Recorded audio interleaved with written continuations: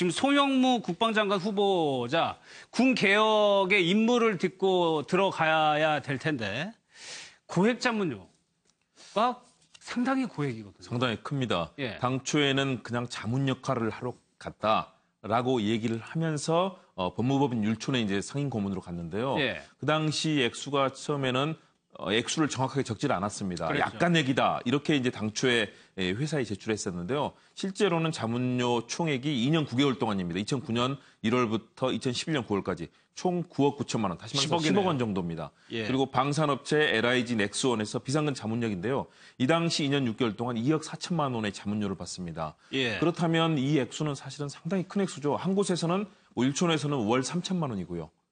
그렇다면은 일반적으로 받을 수 있는 그런 자문의 대가로서는 예. 상당히 큰 액수라고 볼 수 있는데요. 과연 국방 개혁을 담당할 그런 이 역할을 할 수 있는 데서 과연 이렇게 고액 자문료를 받았던 인물이 과연 할 수 있을 것인가 이런 의문이 생기는 것은 당연하고요. 예. 그래서 그래서 이 부분에 대해서 정관 이후로서 너무 고액의 자문료를 받은 것 아니냐 이런 의혹이 있고요. 또 다른 의혹들도 뭐 가족 관련 의혹이라든가 또는 여러 가지 방산 비리에 대해서 무마를 했다는 의혹도 나오고 있는데요. 예. 저는 이 부분은 어쨌든 명백하게 청문회 과정에서 과연 어느 정도 수준인가 이 부분을 청문위원들께서 좀 명백하게 밝혀주시고 예. 그것이 과연 국방장관으로서 개혁을 담당할 장관으로서의 그런 자격을 갖춘 것인가에 대해서는 꼼꼼하게 따질 필요가 있다고 봅니다. 제가 바로 생각나는 인물이 안대희 대법관도 이 정관에 대해서 논란이 돼가지고 큰 문제가 됐었는데 어떻게 보십니까? 이 정관이라는. 사실 똑같은 일이죠. 예. 요즘 내로남불이라는 말이 그렇게 유행을 하고 있던데 내가 하면 로맨스고 남이 하면 불륜이라는데 예. 저 두 가지의 경우는 지금 여야가 뒤바뀌었을 뿐이고 정권이 뒤바뀌었을 뿐이지 사실 같은 건입니다. 2014년도에 안대희 국무총리 지명자가 사실은 변호사 활동을 하면서 고액 수임료 때문에 낙마하지 않았습니까? 지금 송영무 후보자 같은 경우에는 10억 원을 받았다는 것도 굉장히 적절하지 않지만 예. 그러면 10억 원을 받고 자기가 아무것도 안 했을 리는 없지 않습니까? 그 돈을 줄 리가 없죠. 그렇죠. 10억 원을 예. 그저 주지는 않을 거 아니겠습니까? 그렇다면은 송영무 후보자가 무슨 자문을 해줬느냐.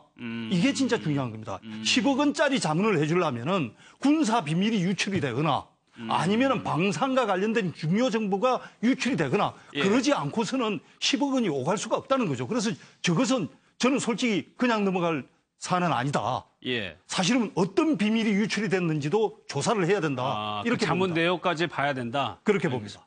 또 한 명의 인물이 이제 탁현민 행정관인데 박상명 교수님 글쎄요. 전에도 한번 논란이 되고 있었고 여성에 대한 인식이 좀 문제가 있는 거 아니냐는 게 이제 핵심인 것 같은데 일단 이 발언 자체, 이 책에 써 있는 내용 자체는 어떻게 보세요? 너무도 적절치 않죠. 너무도 적절치 않고 예. 그러니까 저는 이런 주장을 개인으로서 연구하는 사람으로서는 쓰는 건 자기 주장일 수 있어요. 연구자로서는? 그래서 연구자도 예. 쓸 수 있는 내용인데 중요한 것은 이런 사람들이 공직사회에 들어갔을 경우가 문제가 되는 겁니다. 공직은 사적인 영역이 아니잖아요. 그렇죠. 공적인 영역이에요. 예. 공적인 영역에서 하는 일은 공적인 사회에 무엇인가 기여를 하기 위해서 일을 하는데 이런 정도라고 얘기하면 다수의 공적인 인사들이 신뢰를 하지 않는데요. 그러면 여기 인사가 잘못된 거죠. 오늘 민주당의 백혜련 대변인이 직접 얘기했어요. 나왔잖아요. 여성 의원들이 어제 의견을 많이 나눴는데 부적절한 행동이고 조치가 필요하다. 자, 집권당에 대변인이 이 정도 대변인을 얘기하면 맡고 있는 의원이요. 그럼요. 예. 본인이 이제 판단할 문제죠. 저는 내용을 저는 지금 내부적으로는 이 탁현민 행정관의 그 주장에 대해서는 나름대로 개인적인 소신이라고 넘어갈 수도 있다고 봐요. 개인적인 예. 소신이구나. 당신 생각이야 그거는 동의하지 않습니다만은. 그러나 청와대 행정관은 이거는 과잉이다. 예. 본인이 빨리 판단하시라 이런 생각이 들고요. 앞서 송영구 예. 국방장관 후보자 같은 경우에도 이거는요. 박근혜 정부라고 얘기하면은 지금 민주당도 비토할 사람입니다. 박근혜 정부에서 이런 사람 나왔으면 민주당이 대거 일어나가지고 지금 뭐 하는 거냐고 화를 낼 사람이에요. 예. 박근혜 대통령도 방산 비리와 관련해서는 적폐, 심지어는 이적 행위라고 얘기를 할 당사자였어요. 예. 이제 바뀌었다고 이런 사람을 국방부 장관 후보자로 한다고요? 저는 이것도 어불성설이라고 봅니다.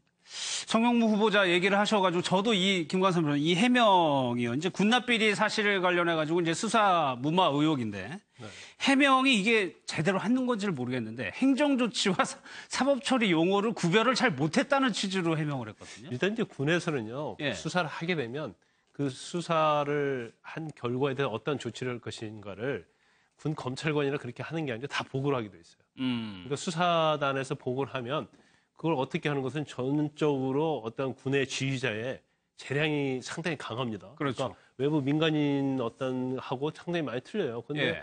이때 이제 2006년도였는데 계룡대 이제 근무지원과 관련된 군납 비리 사건이었거든요. 그래서 그 당시에 소령 한 명이 내부 고발을 합니다. 그래서 이제 수사를 하는데 이제 수사 과정에서 많이 드러났어요. 예. 예를 들어서 335건의 어떤 계약 중에서 그 중에 2건만 제외하고는 나머지가 다 그 납품업체가 제시한 가격 그대로 모두 계약을 하는 거예요. 수의 계약을. 예, 예. 그래서 계산을 해보니까 적어도 한 4억 가량을 국가 손실이 끼친 거죠. 그래서 이 부분에서 사실 국방부에서 수사를 하는데 송영무 후보자가 우리가 수사하겠다고 달라고 한 거예요. 그래서 결국 수사를 해서 이게 어떤 국고 손실이 끼치고 어떤 횡령이나 뭐 배임이나 그런 게 인정이 되면 예. 형사조치해야 하는 거거든요. 근데 형사조치 않고 결국 법무실에다 징계조치하라고 해서 예. 징계조치로 끝나는 거죠. 그런데 나중에 이 부분이 부실 수사라고 도마 위에 올라서 2009년도에 또 국방부 특별수사단에서 수사를 합니다. 그래서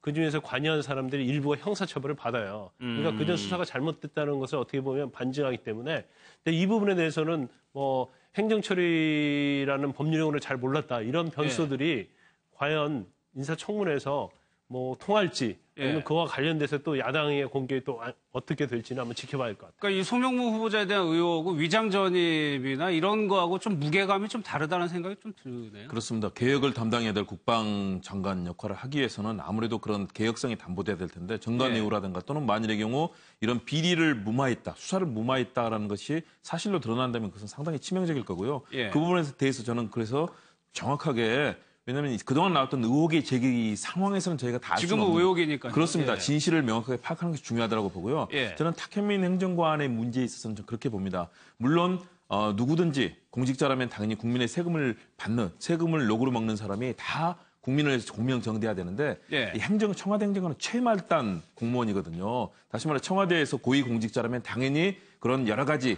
이 발언부터 그동안 살아온 도덕성이라든가 업무 능력 검증을 받아야 되는데요. 일단은 고위공직자, 예를 들면 뭐 국회의원이라든가 또는 청와대 수석급이라든가 이분들은 당연히 그렇습니다. 그런데 예. 그렇지 않고 예를 들어 당장 현행의 뭐 법을 어겼다든가 예를 들어서 성희롱, 성폭행 문제가 있거나 아니면 뭐 탈세라든가 여러 가지 현재 법을 어긴 상황이 드러나지 않고 개인의 예. 생각을 담은 것들 물론 저는 부적절하고 비판받아야 되고 탁현민 행정관이 반성하고 정말 이 부분에 대해서는 자기 자신을 가다듬어야 된다고 보는데요. 예. 그럼에도 불구하고 공직사의 최말단에 이런 실무를 담당하는 분들까지 다 하나하나 따진다면 알겠습니다. 공직자들 고위공직자 아니면 재산 신고도 하지 않지 않습니까? 알겠습니다. 저는 그런 측면에서는 좀 이 부분에 대해서는 너무 논란이 번져나가면 대한민국 공직자 전체 다 검증을 해야 되는 상황까지 예. 온다고 봅니다. 마무리하도록 하겠습니다. 1분 뒤에 다시 돌아오겠습니다.